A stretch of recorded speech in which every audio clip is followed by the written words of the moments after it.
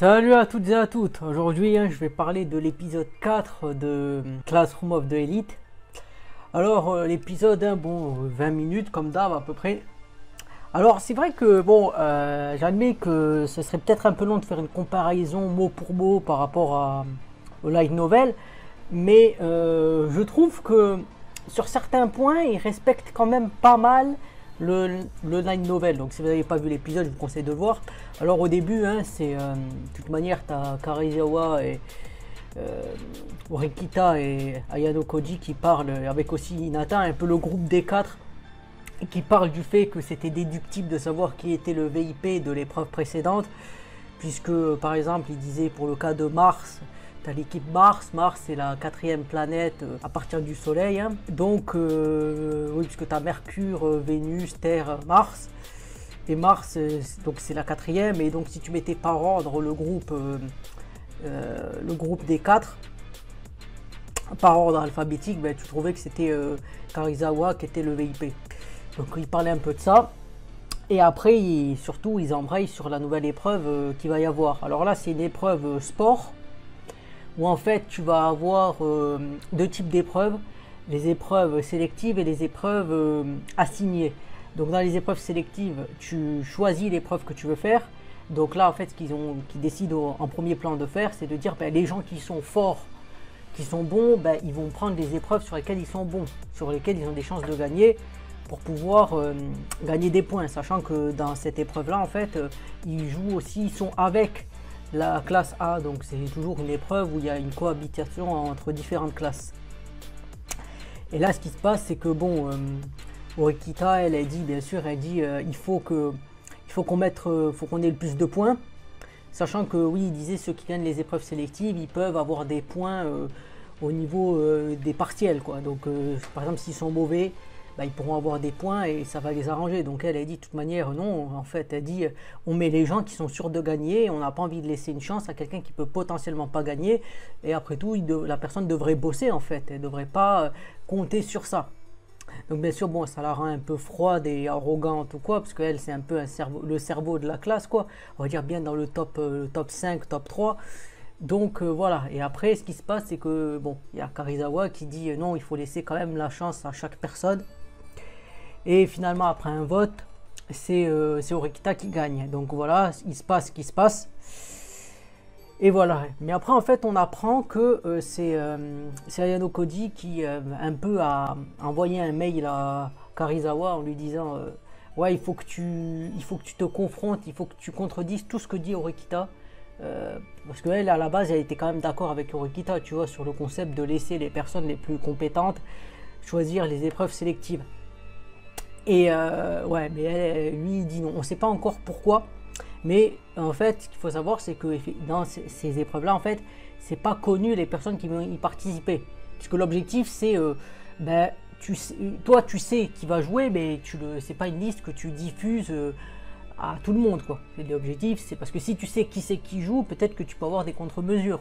Donc c'est pour ça que notamment il parle pas forcément, quand elle lui pose des questions il lui répond pas trop. Et surtout ce qu'il dit, c'est bon, il dit que voilà, il a un intérêt à être dans la classe A, pas forcément que lui veut, mais il a un intérêt à être. Bon, c'est surtout le deal qu'il a fait avec Shabashira, puisque en fait oui, elle lui dit si tu fais pas en sorte de faire ce qu'il faut pour être en classe A, je trouve un moyen de te virer. Donc lui il s'est barré visiblement d'un endroit ou quoi, c'est pas pour être jeté à la nature. Donc il accepte. Et donc, et il dit surtout que, en fait, il va y avoir potentiellement un traître dans la classe D. Un traître qui devrait diffuser la fameuse liste des participants au jeu. Et après, ce qui se passe, c'est que, bon, en plus, ce qui est bien, c'est que, bon, petite différence avec le manga, en fait, et pas le manga, le light novel, c'est que, bon, à un moment où il lui dit, ouais, barre-toi parce que sinon faut pas qu'on nous voit ensemble, elle dit ouais, bon, je me barre parce que si je te vois avec toi t'es un loser, j'ai envie de dire mon crédit social va diminuer en flèche, quoi. Donc ouais, ça m'a un peu fait rire. Ensuite, bon, il y a la partie où en fait, ils vont faire les tests, notamment l'épreuve de grippe. Et ouais, c'est assez marrant parce qu'en fait, vous avez Ayano Koji. Bon, on sait qu'il est très intelligent, mais ça, c'est aussi le côté, il y a l'intelligence un peu, il y a l'intelligence et il y a l'intelligence, on va dire, émotionnelle ou quoi. Lui va poser la question de la moyenne à Sudo, tu vois. Le gars qui est quand même assez fort, tu ne demandes pas à lui la moyenne de quelque chose, il va te répondre n'importe comment. Et lui, il lui demande c'est quoi la moyenne, lui dit je pars entre, parce que lui, il a fait à l'épreuve, il a fait 80, 82 et quelques. Et lui, bon, il lui dit tu dois faire 60, c'est la moyenne. Et donc lui, il décide bien sûr de vraiment être à 60, tu vois.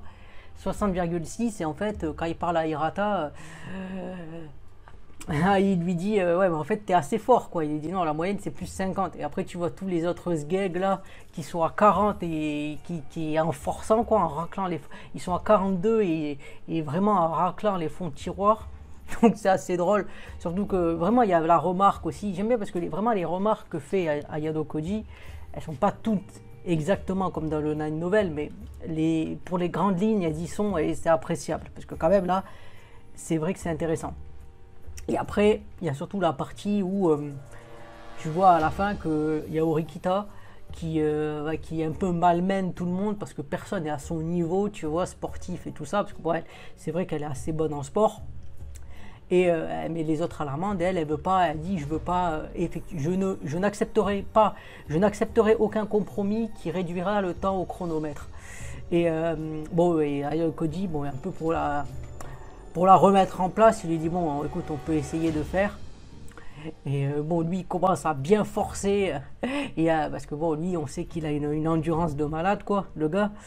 Et il la met à l'amende et lui dit, tu vois, il lui dit, bon, tu vois, le problème c'est que tu fais pas attention aux gens qui sont autour de toi et c'est une chose que tu devrais faire à l'avenir. Parce que déjà, personne ne voudra te supporter.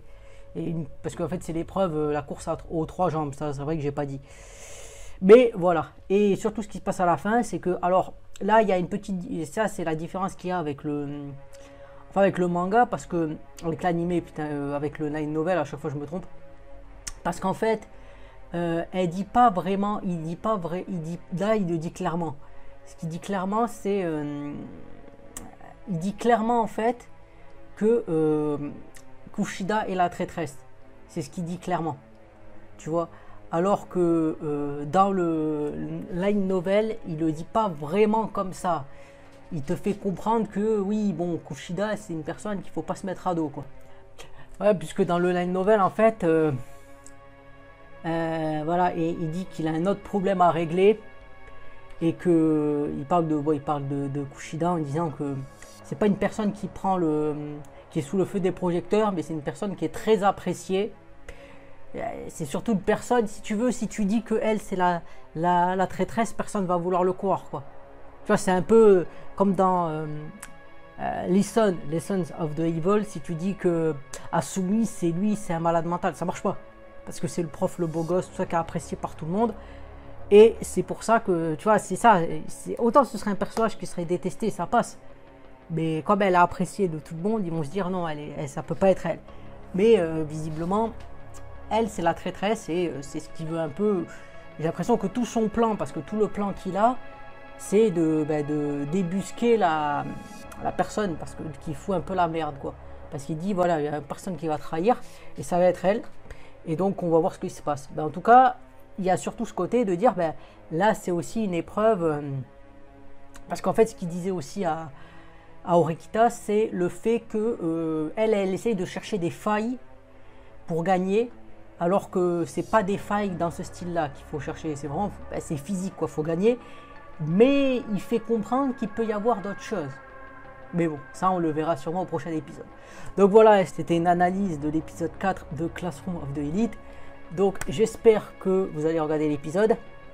Quand vous l'aurez vu, dites-moi en commentaire ce que vous en avez pensé. Est-ce que vous avez trouvé qu'il était intéressant? Est-ce que vous avez trouvé que ça suit un peu la trame du light novel ou pas?